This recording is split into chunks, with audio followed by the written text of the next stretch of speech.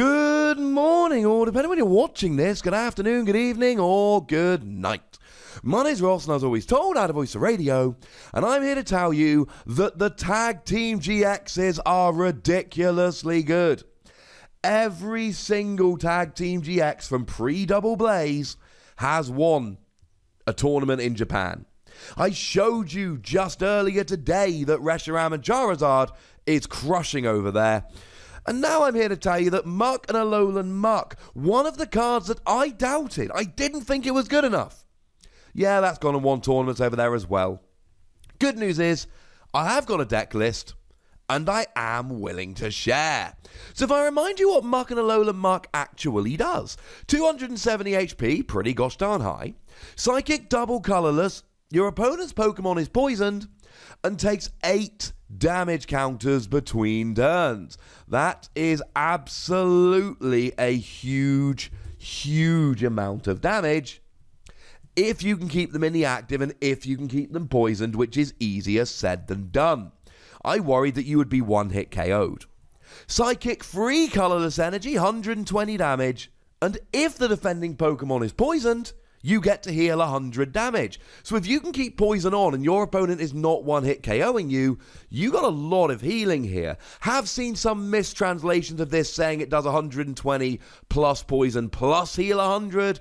Come on, you know that's too good. That would not be what it said. And then the GX attack for 0 energy. The defending Pokemon is poisoned and paralyzed. But if you've got 4 energy on there rather than 0, put 15 damage counters on for poison between turns, which means that anything will either be KO'd by poison going into your opponent's turn, or if you're lucky, coming back into your turn. Ladies and gentlemen, this is a ridiculously good Pokemon. It's crazy. It's awesome. It's good. But I always worried that it didn't do quite enough, and that if it got one-hit KO'd and all of that, but apparently, no, we're good. We can make this work. And clearly, the number one Pokemon we're using to make this work is Malamar. Malamar just accelerates 1 psychic energy from your discard to one of your bench Pokemon. And incidentally, this is how you get the energy on Muck. This is how Muck goes from, oh, that's a little bit expensive, to, oh, I know we can make this work. And this deck does play double colorless energy. And between Malamar and double colorless energy, Muck actually becomes a very good Pokemon in terms of efficiency. You never need more than 2 Malamar out in order to get all the energy you need to be smashing with Muck here. But we do have a non-GX attacker. We've got Giratina. Now, Giratina is really nice for the ability here. If it's in the discard, put it on the bench and put 4 damage counters, 2 on each of 2 bench Pokemon from your opponent. And that really helps, because with Poison, you might get Pokemon that are not quite KO'd. Well, Giratina's got your back here. But also you do 130 damage. It KOs non-GXs. Your Alolan Muck and Muck, they got 3 prizes.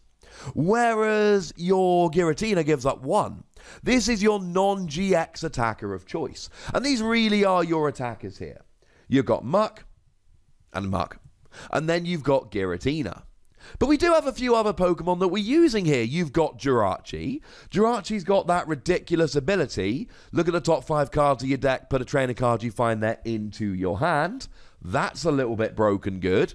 And that's proven to have seen some success. We've got Marshadow that gives each player a new hand of 4 cards. Thing is, you're using Malamar to accelerate energy. So you're not that worried about being disrupted. Once you're set up, you kind of roll. But your opponent hopefully doesn't. So you drop this and it hurts your opponent way more than it hurts you. We've got 1 copy of Mew because it blocks from bench damage. And I'm seeing this weekend a lot of decks are playing Mew. Like a huge amount of decks. The vast majority of the winning decks I've seen from Japan this weekend are playing Mew. It really is seeing a lot of play. Just blocks your opponent doing bench damage. 1 copy of Mr. Mime to stop your opponent playing Ace Roller, because Ace Roller is everywhere. 1 copy of Tapu Lele, just because it searches out your supporter cards. And then 1 copy of the new Mewtwo, which when you put it on the bench, it puts a supporter card on top of your deck from your discard pile. So it's like Tapu Lele, except from the discard pile, not from the deck, and it puts it on top of your deck rather than into your hand. But it is telling one Mew and one Mewtwo. I think we're going to start seeing these cards popping up in a whole bunch of decks. And then we've got some new trainer cards that we're not used to seeing. We've got Unmanned Power Plant. It says that both players' Pokemon EX and GX in play have no abilities. Great against something like Zoroark. Great against something like Lycanroc. But importantly, you're not really relying on EX and GX abilities. Okay, you've got that one Tapu Lele, but that really is it. So you don't mind this.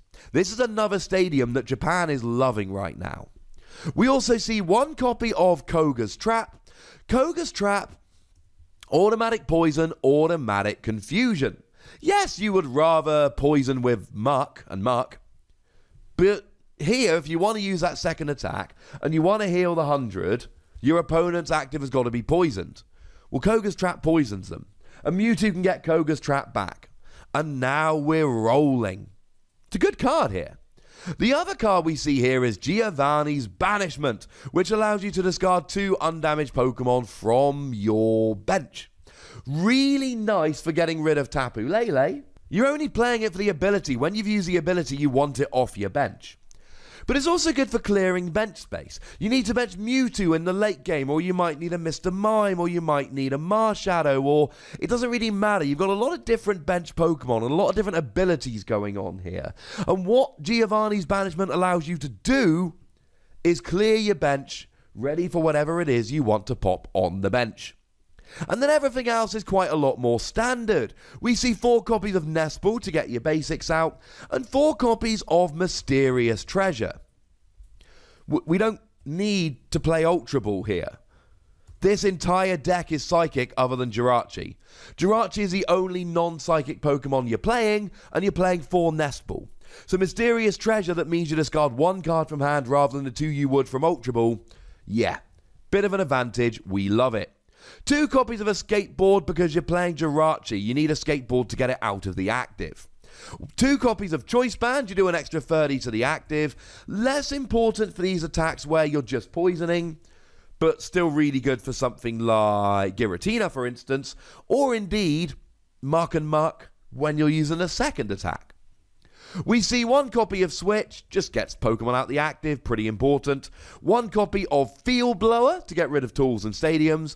1 copy of Rescue Stretcher to get your Pokemon back. And 1 copy of Energy Lotto, which is really cool because you need to get your double colorless energy.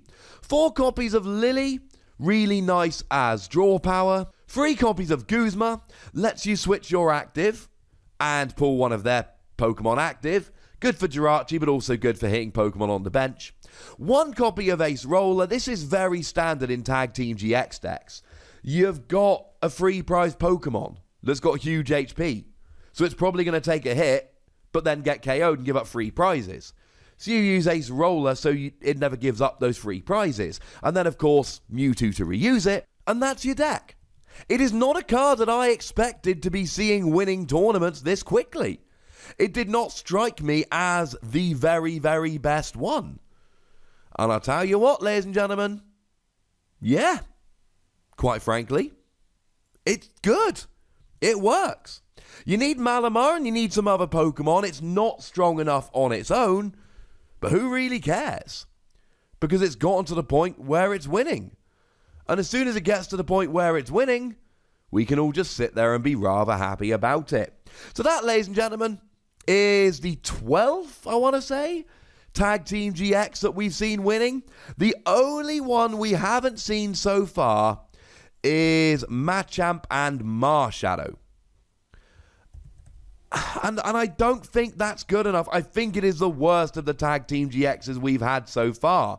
But then again, I keep saying that and they keep winning, so maybe that'll be winning soon as well. The one thing you can be absolutely sure of, as soon as it does win a tournament, I'll bring you the deck list and tell you all about it. So for now, ladies and gentlemen, I would like to know what you think about this deck. So please do let me know in the comment section. Go nuts. But please do remember the rule. Be nice, would ya? And then make sure you like this video, subscribe to this channel, follow me on Twitter at TheWassy, and Twitch for some live action at twitch.tv/PTCGRadio. If you want to support the channel, get some bonus podcasts and all of that, head on over to patreon.com/PTCGRadio, where you can do exactly that. And please do make sure you're checking out youtube.com/WassyPlays, where we talk about other games. But by far the most important thing, as always, look after yourselves until next time.